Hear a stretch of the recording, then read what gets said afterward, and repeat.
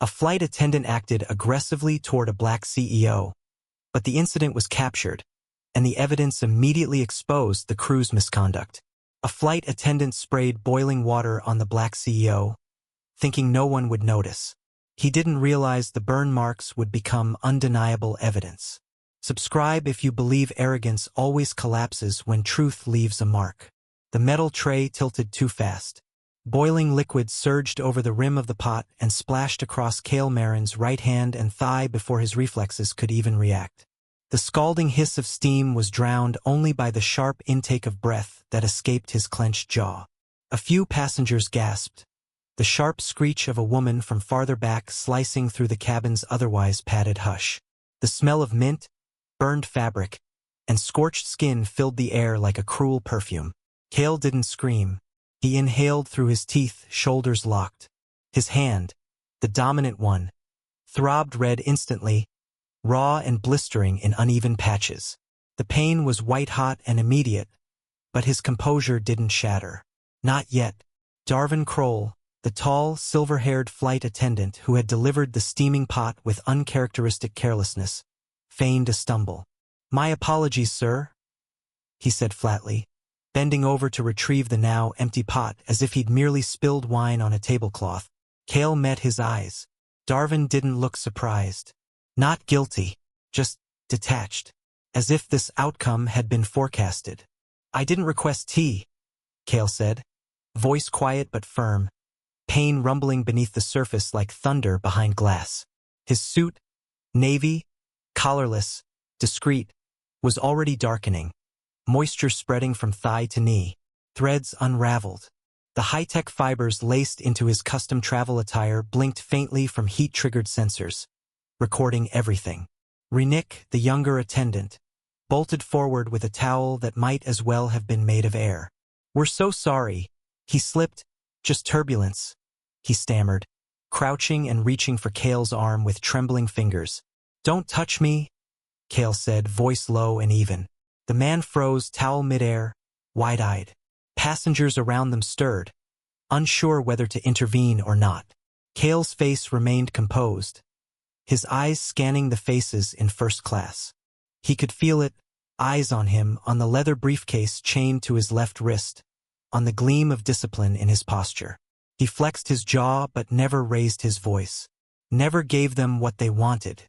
Kael slowly reached across his lap with his unburned hand, tapping a sequence into the brushed steel panel of the briefcase. It hissed open, revealing a sterile trauma wrap tucked beside the encrypted core module. He drew the wrap out and began winding it himself, fingers stiff but sure. The motion, though painful, was familiar. Not from violence, but from years in labs, from early prototypes that had once sparked wrong, burned wrong, taught him the price of innovation. Darven watched from the galley threshold, arms folded. A voice across the aisle broke the silence. He didn't trip. Kael turned his head slightly. The speaker was a young man, tall, seated in 1C. His eyes locked with Kael's. "I saw it." He angled the pour. Kael nodded once. "I know." Whispers rippled through the cabin now, not just curiosity, but unease. One of the passengers, middle-aged, narrow glasses, raised a phone quietly and began typing. Another farther back had already lifted a device earlier, and Kael had caught it out of the corner of his eye. A man in row 3, recording, perhaps still recording now. Darven, still unmoved, began retreating to the galley. "I'll file the incident report," he said without emotion, as if reciting protocol. Kael's fingers twitched as he adjusted the wrap. Inside his sleeve, tiny biosensors activated from the thermal trauma. Heart rate, skin conductivity, muscle tension, all feeding real-time vitals into the cloud via Yvera Systems' executive contingency node. Pain wasn't just agony. It was evidence. His mind sharpened, not from rage but from calculation. Across the cabin, a man in row 7, Kael Merrin, typed rapidly on a tablet, seemingly uninterested. His glances were too quick, too measured. Kael clocked him in silence. Something about his wrist angle suggested he wasn't messaging anyone. He was transmitting, but Kael didn't react. Not yet. He turned his head and looked down at his scar, thin, silver, permanent, running just beneath the cuff on his wrist. It had come from a thermal chamber failure years ago, a moment of carelessness. He remembered the day vividly, the searing sound of data loss and flesh screaming at once, the recovery, the lessons, the promises he made after. He had never flinched again. The younger attendant, Renick, still stood with the useless towel. "Sir, do you want?" Kael looked up. His voice was slow, cool, and final. "You've done enough." Renick backed away as if scolded by gravity itself. Silence returned to the front of the cabin. It wasn't calm, it was compression, the kind of hush that comes just before glass shatters. Kael leaned back in his seat, sweat glinting on his brow, pain seething beneath the wrap. The plane continued toward Aldros City at 35,000 feet. But Kael Merrin wasn't just in the sky. He was rising into the center of a plan someone had crafted, miscalculating who they were dealing with. As the hum of engines filled the void and cabin lights dimmed slightly for meal service, Kael let his burned fingers rest on the armrest. He stared ahead, unblinking, scar and sensors glowing faintly beneath his sleeve. They mistook scars for weakness. The metal pot tilted midair, and in a single breathless moment, boiling liquid surged forward like a silent ambush. It struck Kael Merrin's right hand, wrist, and thigh in a vicious arc, the heat searing through fabric and flesh in the blink of an eye. His body jolted. A sharp, involuntary cry broke from his throat. Not a scream of panic, but a deep, visceral sound, one that tore through the polished calm of the cabin. The scent of scalded skin and synthetic fiber filled the air instantly. Silence rippled through the rows like a dropped stone in still water. The pot clanged to the floor. Darven Krohl stood frozen, his mouth parted slightly, but no apology left his lips. Instead, he stammered, I tripped. That was an accident." The words felt rehearsed. Hollow. Kael's hand trembled violently, glistening as the skin reddened and bubbled beneath the soaked sleeve. Pain exploded in waves, sharp, then dull, then sharp again. He bit back another cry, forcing his breath into low, measured inhales. He leaned sideways in his seat, gripping the armrest with his unburned hand as the boiling sensation pulsed up into his forearm. Renick, the younger attendant, darted forward with a towel and a poorly insulated ice pack. His eyes were wide, but not with surprise, more like a man watching a plan go wrong. "Let me help," he started, kneeling. "Don't touch me," Kael hissed. His tone was calm, but thunderous with command. His gaze, sharp, unwavering, snapped up at both attendants. Around them, passengers stirred, some standing halfway, some frozen. A cough from row 4 ceased mid-throat. A baby 2 rows back whimpered. Somewhere, a phone began recording. The silence was breaking. "I saw that," a man muttered near the aisle. Darven slowly crouched to pick up the pot, his movements oddly mechanical.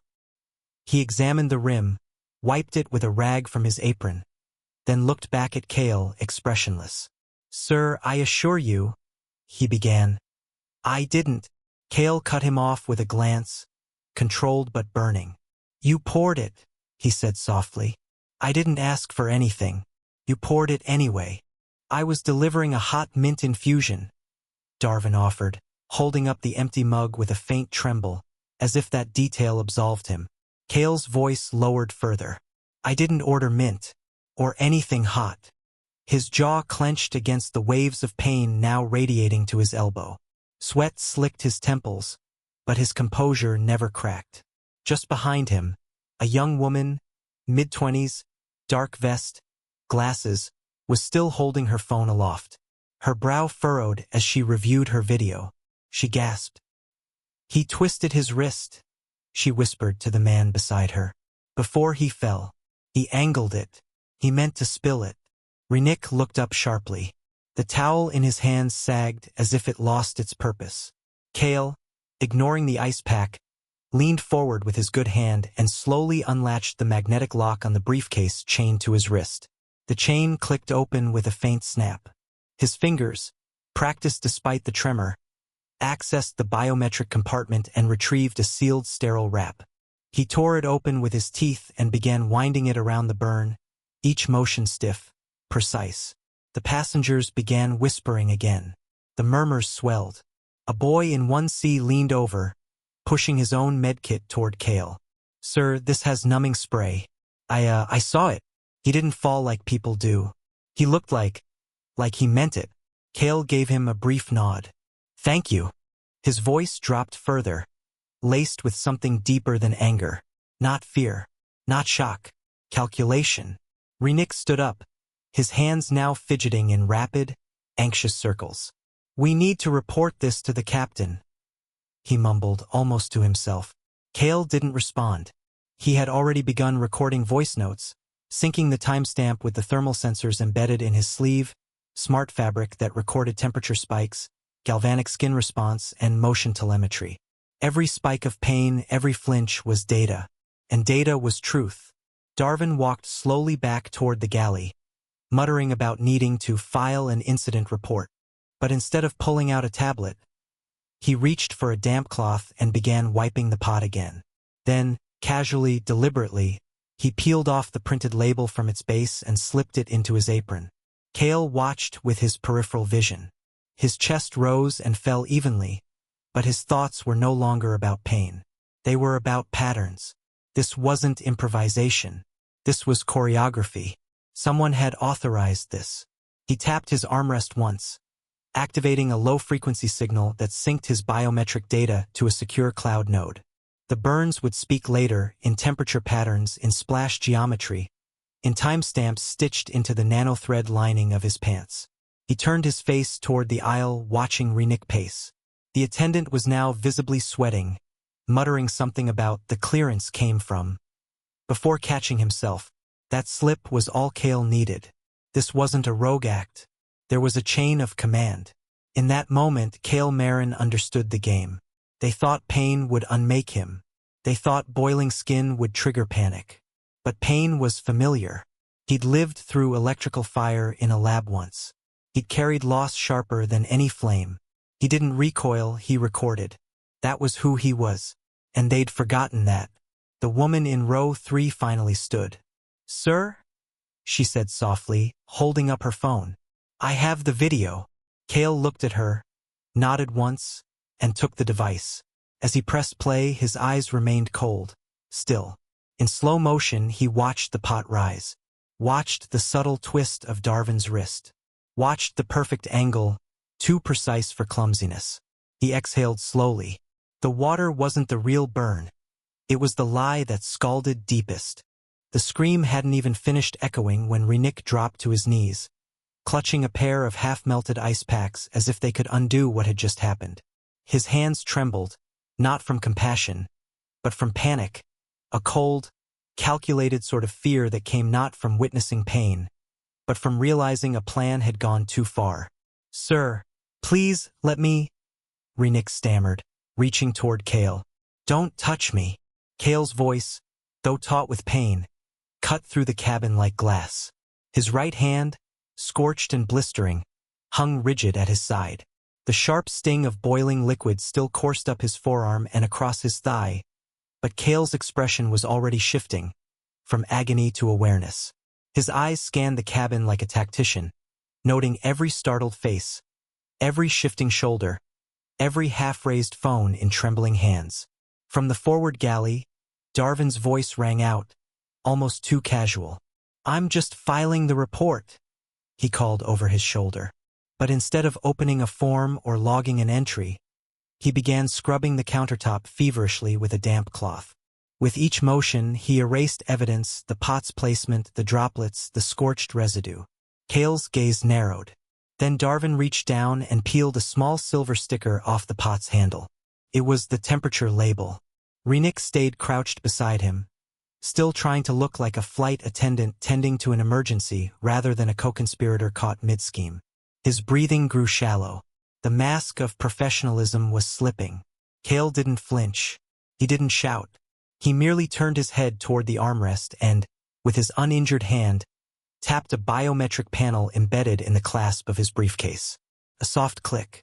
The leather lid rose a fraction, just enough for Kael to retrieve a sterile compression wrap from the side pocket, military grade, threaded with silver nitrate and engineered for rapid skin cooling. It was protocol in his travel gear, a lesson carried from an old lab accident, not unlike this one. Across the aisle, a young man with tousled black hair leaned forward from seat 1C. His expression was tight with concern, eyes flicking between Renick and Kael. He reached into his own bag and held out a med pack. Here. I'm not a doctor, but I saw it. He didn't trip, he said, voice rising slightly. He angled it. Deliberately. Renick froze.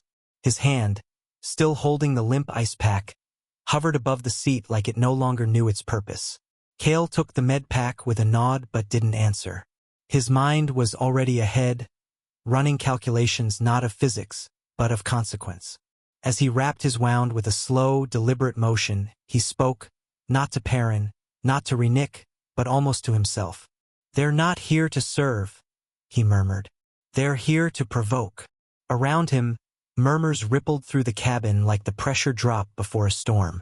The man in 2B leaned sideways. The woman in 4D angled her phone. The quiet clicking of recording apps had begun. Kael adjusted his cuff again, wincing as the wrap tightened against fresh burns. The fabric of his trousers, graphene-infused, layered with biometric threads, was already transmitting data. Core temperature differentials, liquid acidity, impact force. Every sensor embedded in the weave had lit up the moment the water struck, recording a stream of encrypted data now pulsing toward a secure Yvera Systems server node. His pain wasn't just recorded, it was indexed. The captain's voice broke over the intercom like an echo from a distant, unaware world. Ladies and gentlemen, we are now reaching our cruising altitude. Please remain seated and enjoy your flight. Kael's jaw tightened. The disconnect between his physical reality and the airline's artificial calm only sharpened the betrayal. He glanced at the black screen of the seat's embedded display, then at the galley door, closed now, Darven behind it, quiet and invisible. But Kael's mind didn't need sight to see. It needed patterns. And the patterns were forming fast. Perrin sat straighter. Shouldn't they call the captain? They won't, Kael said, turning his eyes forward again. Not until they clean their story first. Across the aisle, another man pressed the call button. The chime rang loud in the tense air. In his lap, Kael's fingers hovered above his tablet. He opened an internal Yvera tool, normally used for executive travel monitoring, and began syncing his suit's data streams. Heart rate spike, external surface temps, galvanic skin response. All logged, all time-stamped. Dramatic irony rose in the silence. The very technologies Kael had helped pioneer, biometric self-recording systems, tamper-proof telemetry, passive emotional baselines, were the reasons he'd been targeted. And now, those same technologies were laying the foundation of his defense. No witness could be discredited if the fabric of his clothing told the same story. Behind him, a whisper. Did you see that guy in the galley? That was too exact. He didn't even say sorry, he just left. Kael looked down once more at his hand, red, blistered, throbbing beneath silver compression, and then at the briefcase still chained to his wrist. The smooth black surface reflected the cabin lights, distorted by pain but steady in meaning. They forgot who I am, he whispered. Then he looked to Perrin, who hadn't stopped watching him. But my suit didn't. From behind them, the captain's chime ended, and a ding signaled that a crew member had acknowledged the call button. The air felt denser now, as if the plane itself was aware something irreversible had been set in motion. One man hurt, 2 attendants cornered, 37 witnesses silenced by uncertainty. For now. But the first domino had fallen. They boiled the wrong man. The moment Captain Havendorn stepped into the cabin, the atmosphere shifted like pressure dropping before a storm. His tall frame filled the aisle's width, and the tight grip on his flight log betrayed tension behind his professional calm. His eyes scanned the cabin quickly, then locked onto seat 1A, Kael Merrin, upright, composed, his right hand wrapped in a field bandage. The faint scent of scalded fabric and antiseptic lingered, too recent to ignore. Darven Krohl moved first, brisk and rehearsed, like a man trying to get ahead of an avalanche. "There was an accident," he said, standing straighter, but not too straight, just enough to seem remorseful. "I take full responsibility." The cart shifted, turbulence hit, and the pot tipped. "Purely accidental, Captain." Captain Haven's brow furrowed. He didn't speak immediately. His gaze turned to Renick, the younger attendant still lingering by the galley wall. His posture taut and hands clenched. Haven tilted his head slightly, an unspoken prompt. Renick hesitated, then gave a stiff nod. "Yes, it happened fast. Looked like a misstep." Kael didn't move.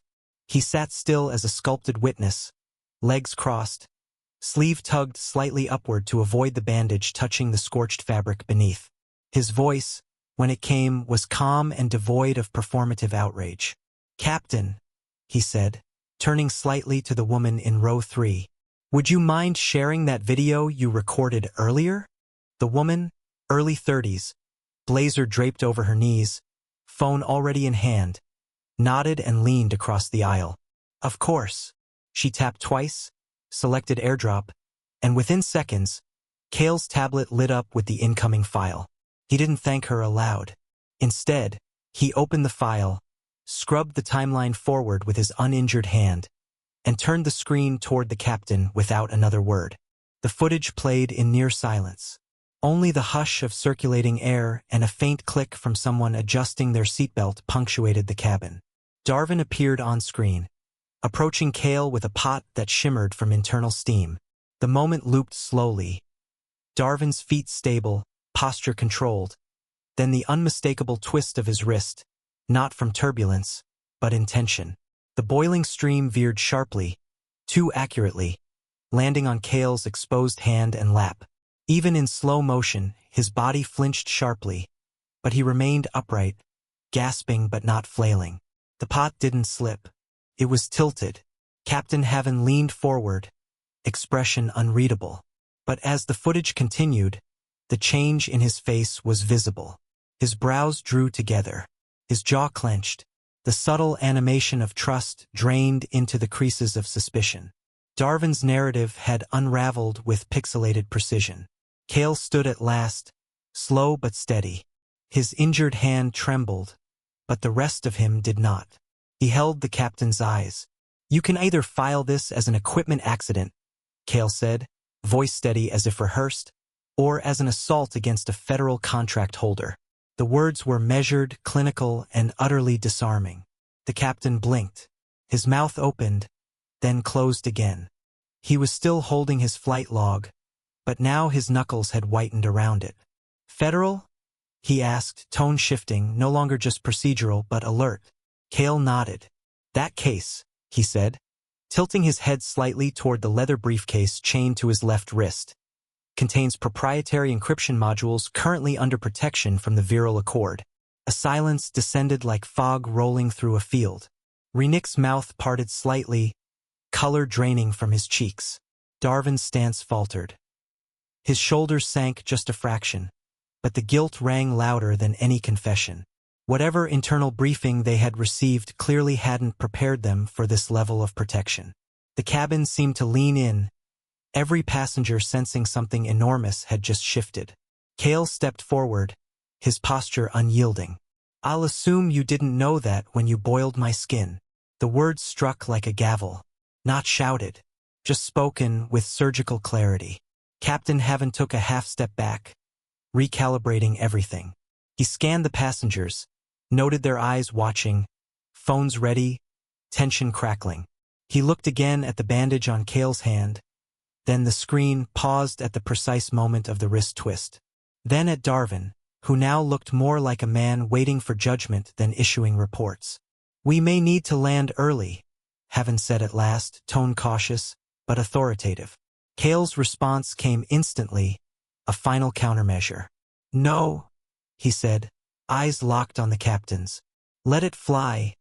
I want this betrayal delivered at cruising altitude." Kael sat back down, but his mind was already moving faster than the burn spreading across his skin. The pain pulsed like a drumbeat in his nerves, sharp, raw, and hot, But Kael didn't flinch beyond that first cry. His right hand throbbed beneath the sterile wrap, already showing signs of inflammation. But pain, to Kael, was more than suffering, it was data. The wearable sleeve beneath his suit had recorded every response at the moment of impact. A spike in heart rate, thermal shock, galvanic fluctuations, even oxygen drop-off. All of it was already encrypted and uploaded to the secure emergency node hosted by Ivera Systems Cloud. Kael's systems were designed for crisis capture. They weren't just tracking damage, they were capturing betrayal in real time. In the galley, Darven's voice murmured against the hum of cabin pressure. He wasn't supposed to react like that. Kael's ears caught the sentence even through the white noise. He turned his head slightly.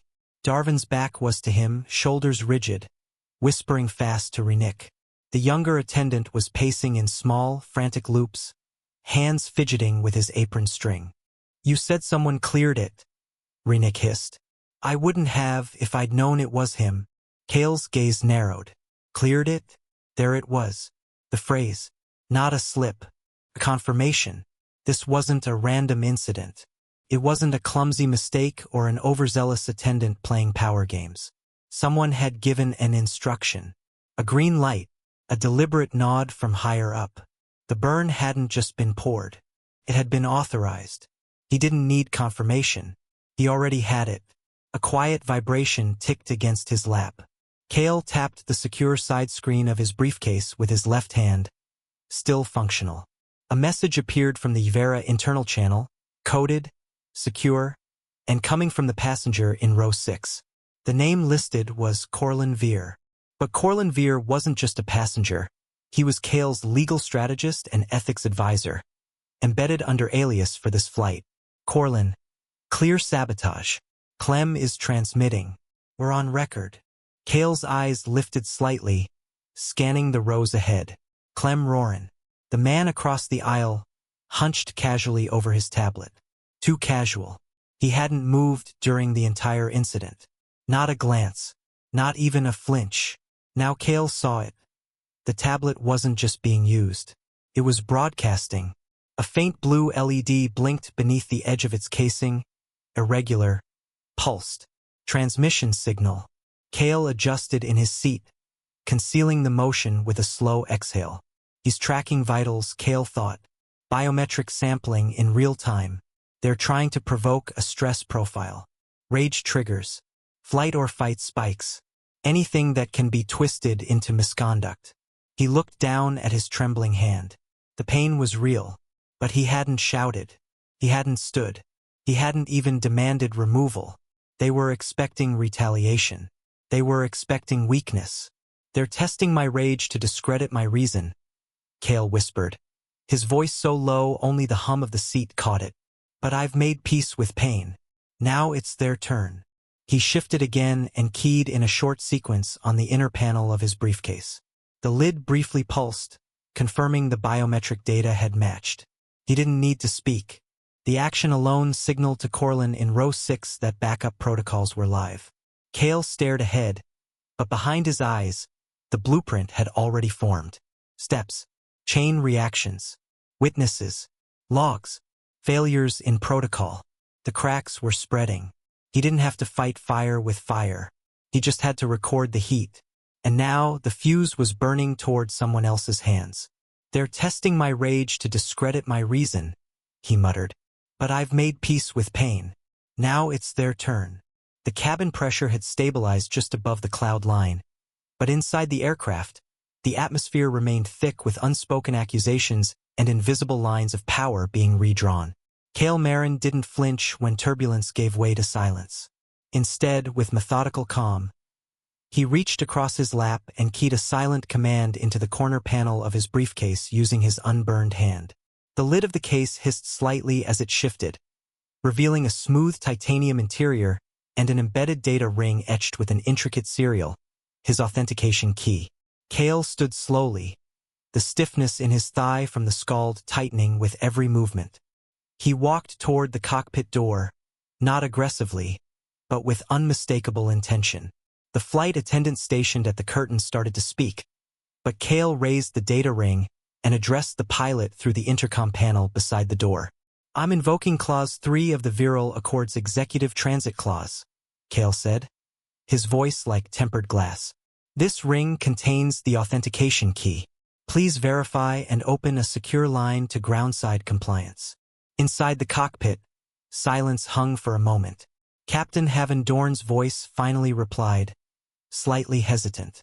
"Mr. Merrin, that protocol is reserved for—" "I am aware of the regulation," Kael cut in, his tone firm but respectful. "I am also aware that my federal protection covers this scenario. You are carrying more than passengers right now, Captain. You're carrying precedents." Another pause, then a quieter click. A beep. The connection went through. The encrypted line opened.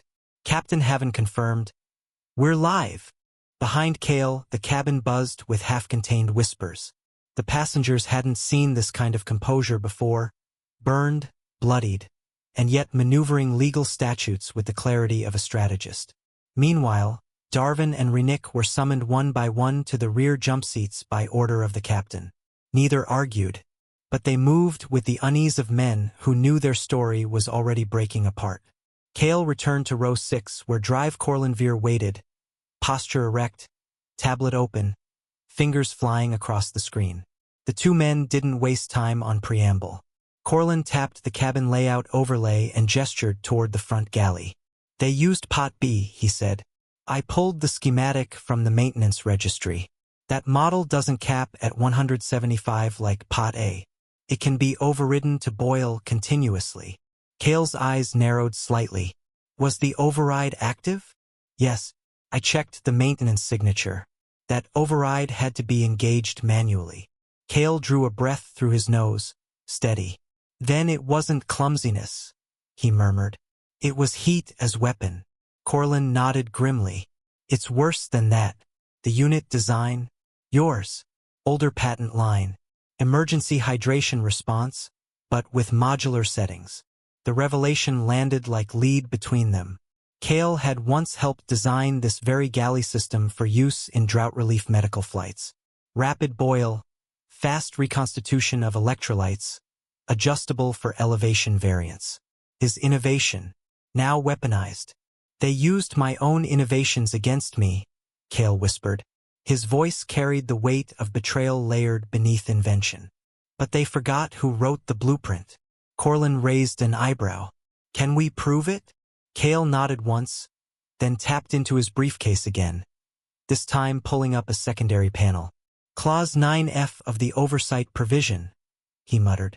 "Temperature logs must be accessible to patent originators during transit if harm is suspected.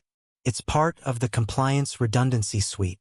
From the compartment, a tiny data needle extended, wirelessly syncing with the onboard system via proximity tether.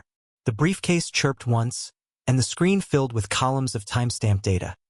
Heating curve, max temp thresholds, auto shut-off disable time. Kael scrolled to the relevant moment. 27 minutes into the flight. Temp, 198.6 degrees Fahrenheit. Manual override, active. Timer lock, disengaged 5 minutes before Darven exited the galley. Auto safety ignored. The water wasn't just hot. It had been primed like a weapon. Corlin's jaw tightened. "It's enough." "Not yet," Kael said. He pivoted, eyes scanning the cabin. "We need environmental deltas. Pressure, velocity, impact angle based on my sleeve's thread response." "You have thread telemetry?" Corlin asked. Kael nodded. "Uvera-grade smart fiber, built for micro-response. It's already uploaded. Encrypted burst the moment the burn hit my vitals." Corlin gave a small, impressed huff. "That's why they're losing." "They haven't realized it yet," Kael replied. He looked out the window, clouds unfolding beneath them like a sea of witnesses. "But they will." A chime echoed from the cockpit. Captain Haven's voice followed, low but clearer this time. "Mr. Merrin, ground security has received your data keys. They've issued a preliminary classification, Tier 3 compliance review. We are now under observational audit.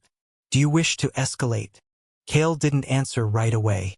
Instead, he looked toward the front of the cabin, where Darven and Renick now sat, separated, restrained by policy if not yet by force. Passengers shifted uncomfortably. One man near row 4 held up his phone in a silent show of solidarity, recording light blinking, aimed at the galley. "No," Kael said finally, slow and cold. "Not yet. Let them speak first. The more they say, the more the silence will crack." The captain acknowledged. Back in row 6, Korlin straightened, drawing his stylus to begin tagging evidence. "You think they'll try to spin it?" "They'll have to," Kael said, "because admitting it means admitting coordination. What if they throw Renick under the plane?" "He'll talk," Kael replied. "Guilt isn't the only weight. Fear of being the only pawn left standing. That breaks men faster." Footsteps approached. Jarvis Maller, seated in row 4, now stood in the aisle, wearing a flight-neutral uniform with a discreet insignia visible only under direct light. "Io verrò teggio auditor insignio." "Gentlemen," Jarvis said with a polite nod, "I've confirmed signal logs from the beverage module. They match Kael's telemetry. Galley B was deliberately triggered." Kael nodded. "And the override?" "Triggered 11 minutes before contact. Internal timer disabled by crew access panel. That panel logs user access through thermal trace." It was Darven. The circle of proof was nearly complete. But Kael remained still. "I want temperature logs formally extracted," Kael said. "All cabin systems. They'll argue environmental drift. Let's seal every hole." Jarvis responded with a quiet, "Understood," and moved off. Kael remained at row 6 for a moment, the glow of the cabin reflecting faintly off his burned compression wrap. His thoughts weren't scattered. They were aligned now. The assault wasn't just physical. It was a message, one meant to intimidate, destabilize, discredit. But instead, it had summoned protocol, activated archives, awakened witnesses. He looked down at his briefcase, then toward the silent flight crew. "They used my own innovations against me," he murmured again, voice lower, eyes colder. "But they forgot who wrote the blueprint." Clem Roran's voice dropped to a low whisper. "He didn't react the way we expected." The words were sharp, clipped, leaking frustration through his clenched jaw as he leaned toward the man across the aisle. He posed like any harmless traveler, lanky, tousled, face buried in a travel brochure. But Kael had already seen through the performance. From his seat in 1A, Kael studied them through the cabin's reflection off the polished bulkhead wall. His bandaged hand throbbed. His patience didn't. In row 4, Jarvis Maller quietly unbuckled his seatbelt. Neatly dressed, late 30s, his badge remained hidden, but his posture changed. Intent replaced stillness. He stood slowly and approached the crew station, voice steady but clear enough for the row to hear. "This is a thermal incident," he said, holding up a compact ID tablet. "I'm mandated to inspect anomaly sources per Safety Clause 14B. Captain Haven, still on edge from Kael's earlier authentication override, didn't question the authority this time. He gave a curt nod. "Access granted." Clem froze mid-whisper. The color drained from his face as Jarvis made his way down the aisle. In one fluid motion, Kael turned his head, meeting Clem's panicked gaze. The room changed. Quietly, without raising his voice, Kael's words cut through the cabin like the cabin's pressure hiss. "Your tablet," he said. "Put it down." Clem tried to mask the tremor in his hands as he held the device closer to his chest. I was just reviewing client notes." "You're transmitting," Kael replied, calm, precise. "Data packets every 17 seconds. Behavioral telemetry, vital signatures, spikes in aggression thresholds. You thought I wouldn't notice." A slight shuffle came from row 6. Dr. Korlin Veer had risen too, his legal badge displayed plainly as he approached with silent, slow steps. He didn't raise his voice either. "You can speak now," Korlin said, standing squarely beside Clem. "Or after we land. Either way, this device logs everything." He held up a thin silver disc no larger than a button, an auditory loop recorder encoded with passive atmospheric filters. It glowed softly. "You've been monitored since beverage service." Clem's mask cracked. He fumbled to unlock his tablet, fingers trembling, trying to swipe away something Kael already had. The briefcase on Kael's lap, still securely chained to his left wrist, lit up with a subtle flash of green beneath the corner latch. Inside, a soft chirp confirmed what Kael had already sensed. It had detected the exact transmission frequency used by Clem's modified tablet. Not only that, it had triangulated the signal origin down to the specific antenna patch Clem had concealed under the tablet's plastic case. Kael didn't stand. He didn't need to. "That tablet isn't yours," he said, his voice calm but final. "It belongs to the investigation now." Silence spread outward like a slow ripple. Darven and Rennick, confined to their jump seats by Captain Haven's earlier order, sat frozen, watching the unraveling. Rennick's knuckles were white, gripping his lap harness. Darven stared straight ahead, but his jaw twitched. From the back, one passenger muttered, "What the hell is happening up there?" Jarrus knelt beside the crew station panel and began pulling logs, thermal curve deviations, override traces, delayed safety alert flags from the galley. All time-stamped, all pointing to deliberate tampering. Kael exhaled slowly, feeling the heat rise behind his bandage again. But the pain was secondary now. His mind had overtaken the body. Precision lived here. "You didn't just try to burn my skin," Kael said, rising to full height in the aisle. Every eye in first class followed him now. "You tried to erase my legacy." The attendant smirked, confident his assault would go unpunished, unaware that every injury, every witness, and every recording had already been documented to expose him instantly. If you believe cruelty under privilege always folds when evidence meets authority, hit subscribe now, because justice never hesitates. A second alert triggered in the cockpit. The shrill tone cut through the hum of the engines like a blade. Captain Haven Dorn leaned forward, eyes narrowing as the console lit up with an orange band. Tier 3 compliance review initiated. His breath caught in his throat. This wasn't turbulence. It wasn't even an onboard medical. This meant suspected mid-air sabotage or an attempt to compromise protected biometric data. Haven had never seen one in real time. His fingers trembled briefly as he toggled the encrypted alert protocol, which locked down all maintenance devices, recorded cockpit feeds, and initiated passive data tracing from the cabin. The aircraft was now under automatic federal oversight. He stood. Down the aisle, Dr. Kael Merrin remained seated but alert. His voice carried like low thunder as he turned slightly toward the cabin. "No one is being detained," he said clearly, his tone measured. "But anyone who witnessed the incident near Seat 1A, specifically the water spill, the timing, or any unusual crew behavior, may be contacted after landing." A wave of murmurs stirred through the passengers, like dry leaves catching sudden wind. Hands went up 6, then 10. Cameras had already been rolling, some discreet, others openly. But now, more than the act itself, people were ready to speak. A man from row 9 stood. He was thin, bespectacled, with a quiet intensity to his movements. "I caught the whole thing," he said, holding up a mirrorless camera rig. "I was filming the galley for a personal documentary. I didn't know what I was capturing, until I zoomed in." He walked slowly down the aisle, his screen replaying the moment. Darven Krohl, silver hair slicked, a slight smile curling his lips as he pivoted the pot, not dropped, but angled, toward Kael's seated form. The freeze frame said it all. "That smile's in 4K, the man added grimly. Darven flinched where he sat, now confined to the forward crew jump seat, wrists clenched between his knees. Rennick, seated 10 rows back under guard by an auxiliary steward, stared at the floor. Kael didn't look at either of them. His gaze remained forward, focused, burning with outrage. Captain Haven reached for his intercom, pausing only when Rennick's voice rose, barely a whisper at first. "We were told he'd try to provoke us," Rennick muttered. "They said he'd try to hijack the cabin protocol, that he'd play the victim if we didn't act fast." The cockpit fell silent. Haven stepped closer. "Who's they?"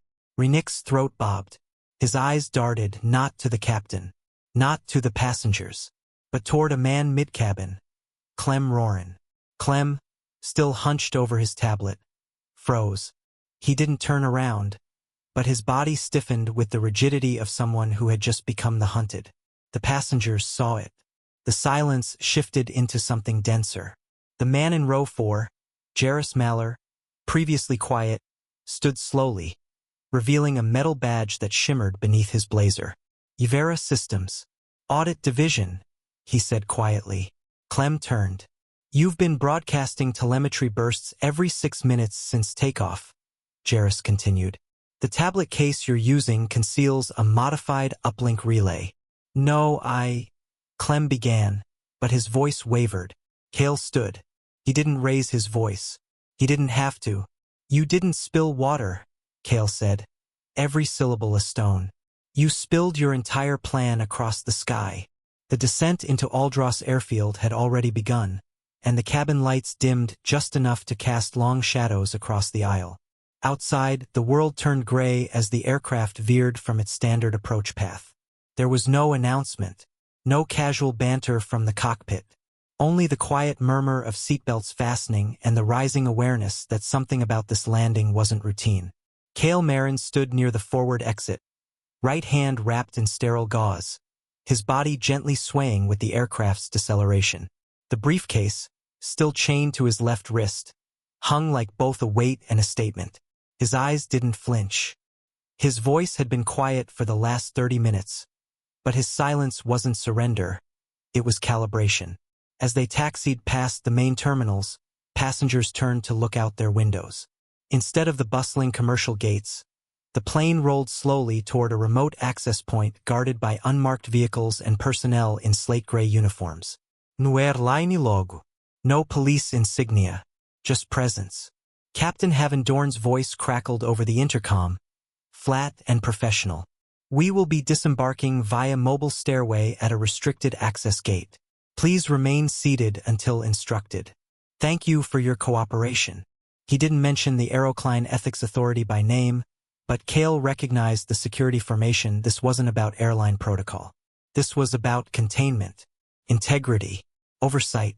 In the galley, Darven Krohl sat pale and trembling on a jump seat, a bead of sweat forming at his temple despite the cool cabin air. His posture was rigid, hands folded too tightly. Renick, 3 rows back in another crew seat, had his head bowed. The tension between them was more than disciplinary. It was the slow collapse of a shared lie. Kael didn't look at either of them. Instead, he turned to Dr. Corlin Veer in row 6, who had risen quietly and now stood behind him.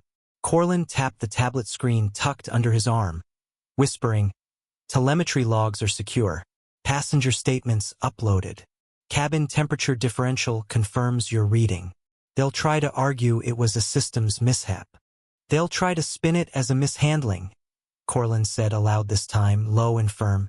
Kael's face didn't move, but his words landed like iron. Which is why we aren't just carrying video, we're carrying temperature logs, positional telemetry, sensor-triggered timestamps, and emotional baseline data. The aircraft came to a smooth halt. A hydraulic whine echoed as the exterior stairway locked into place. A thud. The cabin door hissed and creaked open. Cool air swept in. Kael didn't blink. 2 men boarded, both dressed in dark gray jackets bearing only one insignia. A minimalist AA triangle stitched in silver. They didn't speak to the passengers. One nodded toward Kael. The other looked past him toward the galley where Darven sat like a deflated balloon. A soft chime rang as the seatbelt sign went dark. Then came the ripple. The passengers, one by one, began to rise. But instead of the usual jostling and rush for overhead bins, they waited. A subtle cue passed through the rows. A sense that something deeper had unfolded mid-flight. A violation not just of safety but of trust. A young man in seat 1C, Perrin, spoke first to a nearby agent. "I'm willing to give a formal statement. I saw the whole thing." Others echoed similar offers. Row by row, names were taken quietly, and passengers were handed small cards with QR codes linking to the Aerocline reporting portal. One man, a photojournalist from row 9, held up his camera and spoke to Kael directly. I caught it all. From the galley. He tilted the pot, smiled before it left his hand. He tapped the lens gently. That smiles in 4K. Darven flinched. Kael turned slightly, his eyes grazing over the burned edge of his sleeve, the subtle sheen of fused fabric glinting like melted wire under the light. He spoke without anger, only precision. You didn't spill water, he said evenly. You spilled your entire plan across the sky. Darven lowered his gaze, lips trembling. Renik, further back, muttered under his breath. The words were faint but clear to those close enough to hear. We were told he'd try to provoke us. They said he'd hijack protocol. The confession cracked something open. Captain Haven, standing quietly behind the attendants, leaned forward. Who's they? Renik's eyes drifted sideways toward Kael Merrin, who stood near the back lavatory pretending to adjust his tablet case. The gaze landed like a weight. Clem stiffened, caught in the crosshairs of implication. The overhead speakers clicked again, this time not for announcements, but internal channel tap-in. One of the AEA officers looked toward Kael and gave a subtle nod. Everything was in motion. Kael offered a short breath, steadying himself as he reached for the stair rail outside. Sunlight met his face, sharp, clear, unflinching. Below, the concrete tarmac shimmered with the morning's heat, but none of it touched him like the water had. Footsteps followed behind. Corlin, then Jarrus Maller, stepping into the light and flashing his authority partner badge as Darven moved to disembark. Jarrus didn't raise his voice. You won't be detained today, he said evenly, barring Darven's path with one arm. But you will be shadowed. Kael didn't look back. He stepped down slowly, one foot after the other, his form steady, shadow trailing long against the tarmac. His hand still throbbed beneath the gauze. But the pain had a purpose now. They tried to burn the messenger. Instead, they lit the fuse on their own tribunal. The footage hit the internet like a lightning strike. It began without warning. An unedited 38-second clip posted to a low-traffic traveler forum by a passenger named Terrell Varn. He had filmed the moment Darven Krohl deliberately tilted the scalding pot over Dr. Kael Merrin's wrist, capturing the exact second of contact, the abrupt hiss of boiling water hitting skin, and the immediate tension that gripped the cabin. Terrell didn't add commentary. He didn't need to. The video spoke with brutal clarity. Within hours, the clip was reposted on multiple platforms, spreading like a spark on dry grass. By midnight, it had reached 1 million views. 12 hours in, hashtags were trending. Hashtag burn for business, hashtag flying while black, hashtag scalded silence. The public response was swift and fierce. Civil rights advocates, tech watchdogs, and aviation ethics panels began weighing in. Commentators speculated. Was this negligence? Or something darker? Pattern? Inside Uvera Systems' satellite office in Aldra City, Kael Merrin stood quietly in a glass-walled conference room, watching the footage on loop. His face remained calm, but his jaw was locked. The compression sleeve on his right hand itched beneath the heat of the room's lighting, but he didn't flinch. He wasn't there to react, he was there to respond. Are you sure you want to move forward without media? Corlin Veer, his legal advisor, asked, standing a few feet away with a tablet full of press requests. Public opinion is already forming in your favor. Kael nodded once, but his eyes remained on the screen. I don't want a headline, he said. I want a reckoning. The room fell silent for a beat. I'll file the formal dossier today, Corlin replied, adjusting his glasses. Not just against the flight crew. We're including Coravel Biofront under the misconduct clause. The data suggests a broader pattern of interference. Indeed, the evidence they'd compiled was damning. Kael's legal team had unearthed 3 other mid-air incidents targeting black executives, each occurring within 48 hours of critical patent filings or federal contract reviews. One had been served a tray with unsecured glass that shattered mid-flight. Another had suffered a sudden seat reassignment that left sensitive files unattended. None had footage. None had forensic backups. Kael's case was different. His body had recorded everything. A quiet knock interrupted them. Jairus Maller entered, a former tech auditor turned ethics advisor. He carried a portable scanner and a sleek black case containing the evidence retrieved from Kael's flight garments. "We completed the scan," Jairus said, placing the data module on the table. "Every thread in your suit was laced with nanoweave thermal markers. They caught the entire heat pattern." He tapped his tablet. A 3D model flickered to life, showing the splash arc on Kael's torso and hand, traced in high-resolution color gradients. The trajectory disproved any claim of accidental spill. "Show the alloy readings," Kael instructed. Jairus nodded and swiped again. Traces of a high-tension metal found only in Pot B's production line. It shouldn't have been in service. It runs 18 degrees hotter than standard safety limits. Korlin exhaled. "That's premeditation. No doubt." More than that, Kael thought. It was orchestration. "And the medical report?" he asked without looking up. Jairus flipped open another file. "Distinct splash pattern inconsistent with reflexive accident. The impact zone matches with a forward-directed pour, not a stumble. Even the red patterning on your thigh suggests a pivot during the fall." Kael turned toward the window. Outside, traffic moved slowly along the perimeter of Aldra City's government district. Somewhere behind those walls sat regulators, executives, and directors, some silent, some complicit, all watching. "They'll say it was mishandled," Kael murmured. "That the pot slipped, that I overreacted. But this," he gestured to the forensic maps, the layered temperature logs, the wearable health data synced from his wrist to the Vera cloud. "This isn't a reaction. It's a record." Korlin nodded. "You were the only one prepared." Kael finally sat, lowering his hand onto the scanner platform. He winced slightly as the device adjusted for temperature variance. "Pain is data," he said, "but data is power." Outside the room, Kael's staff moved like a well-coordinated current, translating footage, collecting timestamps, confirming passenger statements. They worked not for vengeance, but for clarity. Every testimony, every frame, every second of heat-registered footage brought them closer to something more precise than a courtroom victory. A system failure with names and timestamps. Jairus placed the sealed evidence sleeve containing Kael's damaged cuff onto the table. "For public filing?" "No," Kael said.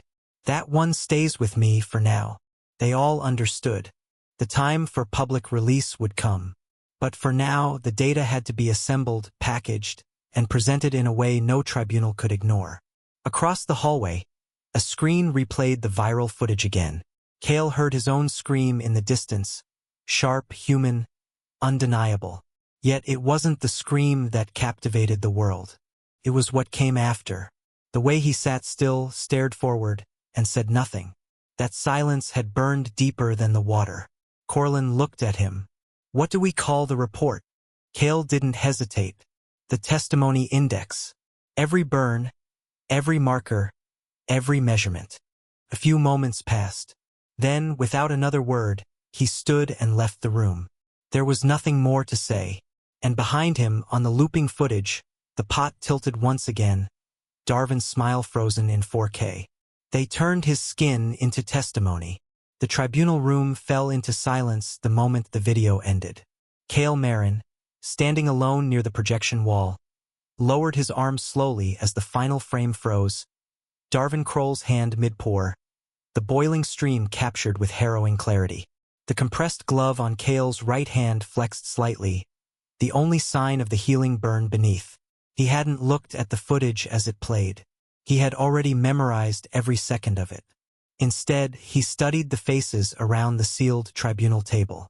There were 7 in total, 2 from the Aerocline Ethics Authority, 1 from Viriler Airlines, 2 federal observers, 1 neutral data auditor, and 1 senior counsel from Uvera Systems. Their nameplates caught the cold glow of the overhead lights, but it was the quiet tension in their shoulders, the narrowed eyes, the measured scribbles of pens against paper that revealed the true temperature of the room. Kael stepped forward once more. His voice was low, deliberate. "I do not seek compensation. I seek compliance with the truth." Then he sat down. The pause that followed was deliberate, procedural, yet laced with unease.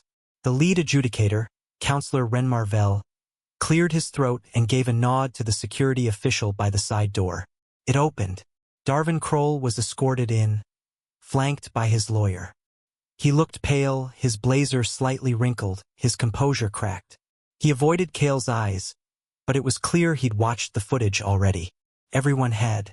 The public version might not exist yet, but behind these walls, every angle had been reviewed.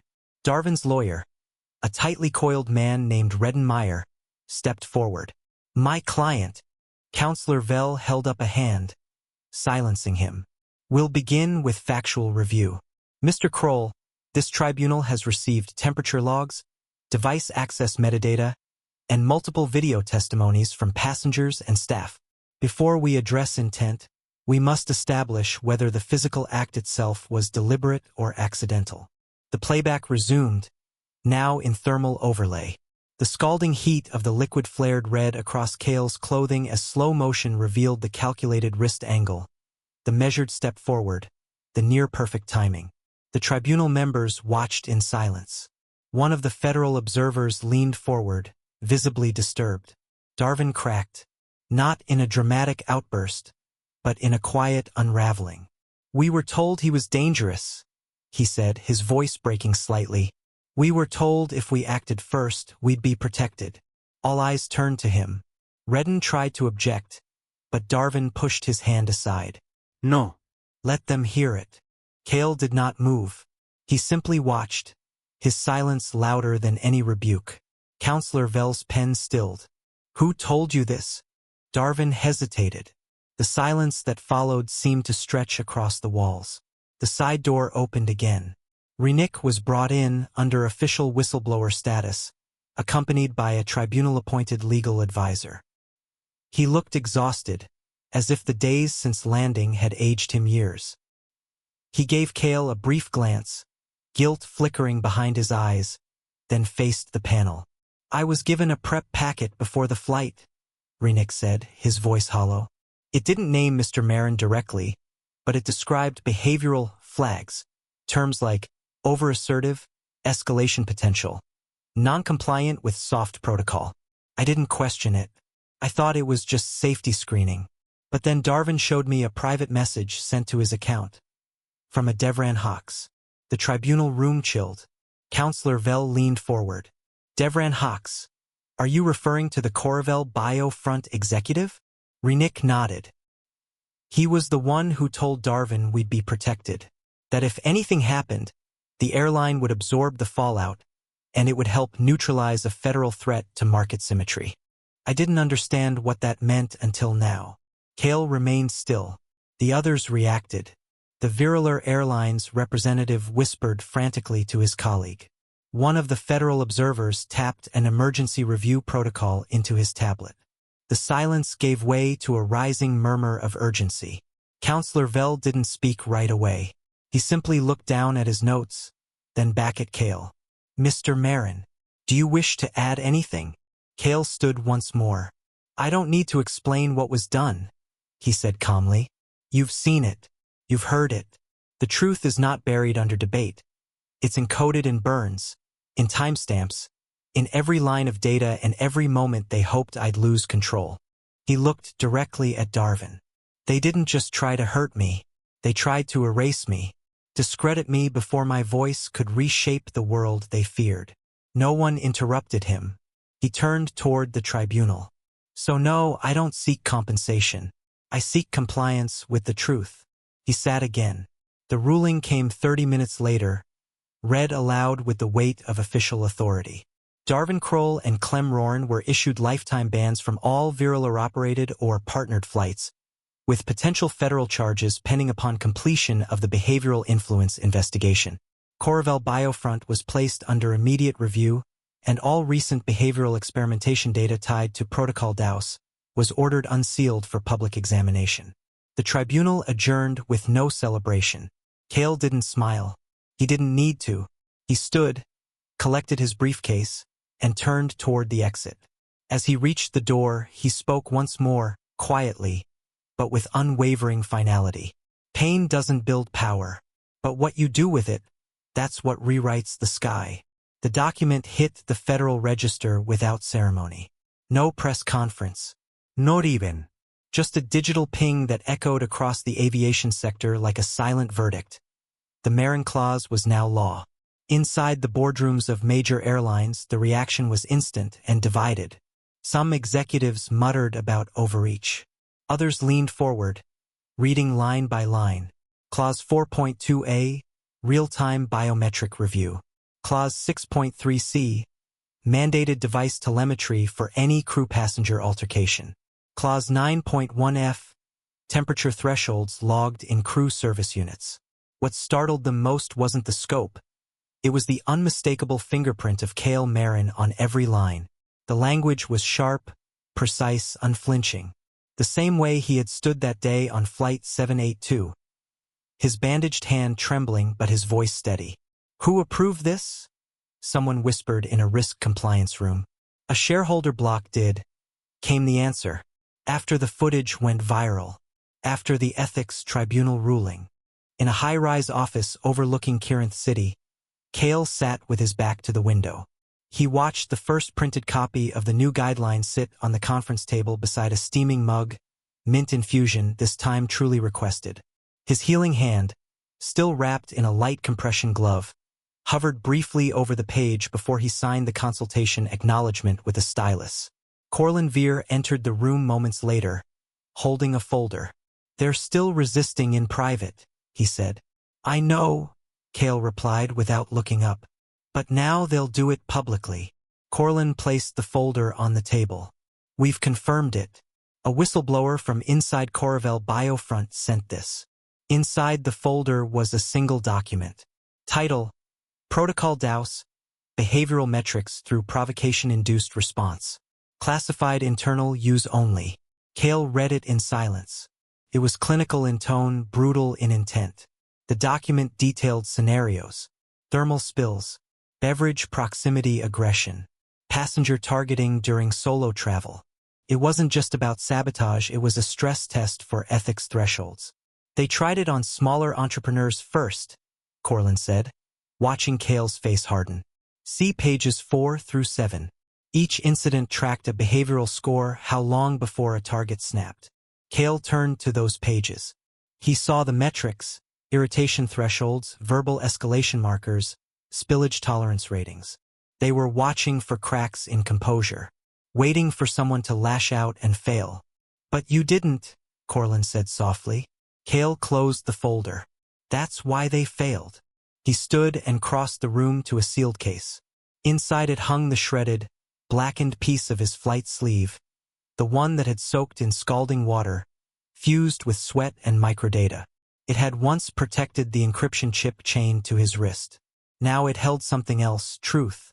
At the National Ethics Archive in Kirinth City, a quiet gathering took place that same week.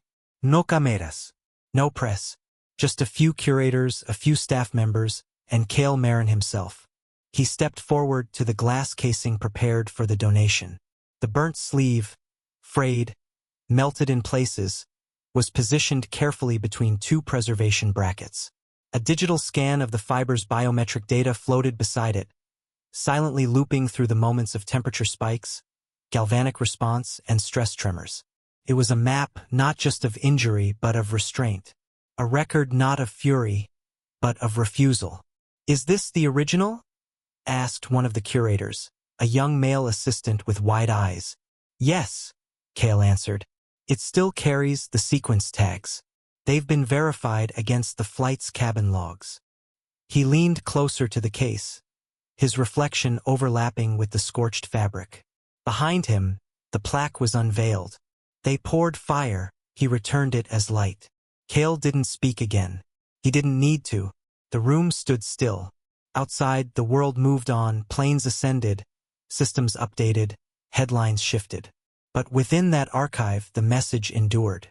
The Merrin Clause was more than policy. It was resistance encoded, and the sky would never forget it. The camera zoomed in on seat 1A. Kael Merrin sat motionless, the cabin empty behind him.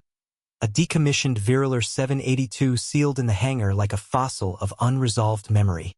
Only the faint whir of drone-mounted lights and the quiet shuffle of a cameraman's boots broke the stillness. The upholstery had faded slightly, but the seat remained, as untouched and intact as the day everything changed. The burn scars on Kael's hand, now mostly healed, were visible beneath the sheer fabric of his compression glove. "This is where it happened," he said, his voice even, yet hollowed by the years. The director didn't prompt him. He didn't need to. Kael knew how stories worked, especially the ones that refused to stay buried.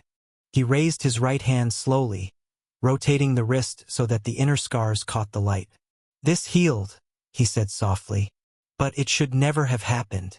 Not to me. Not to anyone." The jet side panels had been removed to allow full lighting for the shoot, but Kael kept glancing at the galley door, the very one Darven Krohl had stepped through that day, pot in hand, performance rehearsed. Outside the camera's frame, a group of students watched quietly from folding chairs. They were part of the Merrin Youth Tech Fellowship, each one a budding engineer, coder, or ethics analyst. Among them sat a boy named Ren Perrin, eyes wide but steady. Kael had known his name from the roster, but it wasn't until the director mentioned it offhand that Kael realized who the boy was. "Your father," Kael said during a break, turning toward him, "was one of the first to stand up for me that day. He offered his med pack before I even asked." Ren nodded slowly. "He told me the story when I was 10, said it wasn't the burn that mattered. It was how you responded." Kael turned his gaze back toward the cockpit, his expression unreadable. He was right. The filming resumed.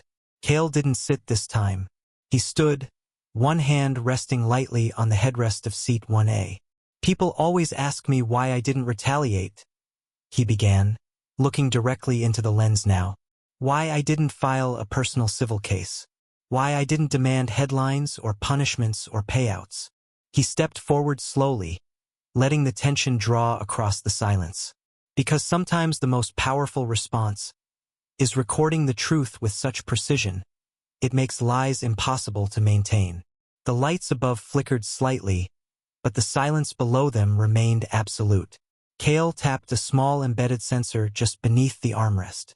It was a newer prototype, one of many retrofitted into aircraft cabins since the Merrin clause became federal aviation standard. The sensor blinked twice and activated a tiny display, showcasing thermal map footage, timestamp logs, and passive voice recognition from a simulated incident. "Now every gesture is tracked," Kael explained. "Not for punishment, but for accountability. Not to monitor emotion, but to detect escalation before someone gets hurt." The crew moved to capture his profile as he turned slightly toward the rear aisle. "There were days," Kael admitted, "when I considered disappearing from public view, just quietly running Yvera and letting someone else handle the moral fallout. But then I'd get messages. From passengers, from flight attendants, from engineers. They'd say, 'I stood up because you didn't sit down.'" A long pause followed. "And then," he continued more quietly, "there were the other messages, the ones no one expects, from whistleblowers, from crew who once obeyed the wrong orders, from young men who were told I was the enemy, and who now work in safety compliance because they watched a different kind of strength unfold that day." Kael's voice didn't tremble, but the silence around him did. One of the cameramen shifted, brushing his lens upward to capture the ceiling fixtures, once sterile, now retrofitted with Kael's behavioral event sensors. The scene was nearly over. Kael returned to seat 1A and sat again, this time without tension. The worn leather creaked slightly beneath him. He ran a finger across the stitched seam of the armrest, remembering the cold tea, the scalding water, the frozen moment of betrayal. The students approached slowly after the final take. One asked if he ever feared flying again. Kael shook his head. "No," he said. "I feared silence more than altitude." Ren stood last, holding a prototype module he'd developed under Kael's mentorship. "We're adapting these for trains next," he said nervously. "And maybe rideshares. The goal is early detection of escalation before it ever begins." Kael smiled slightly. "Good. We should always be one decision ahead of cruelty." Then the lights dimmed, signaling the wrap. The students filed out, voices hushed, minds racing. Kael remained a moment longer, looking around the cabin like a general walking a silent battlefield. Finally, he stood, turned toward the exit, and paused just long enough to whisper to no one in particular. The skies remember those who refused to stay seated. The burn marks became irrefutable proof, holding the attacker accountable and leaving the cabin stunned. If you believe real authority turns aggression into undeniable evidence, subscribe now, because justice always lands first. Disclaimer: the story you just watched is fictional. It highlights abuse of authority, prejudice, and the power of documentation and accountability in confronting wrongdoing. Its purpose is to raise awareness, inspire empathy, and encourage conversations about equality, justice, and respect for every passenger.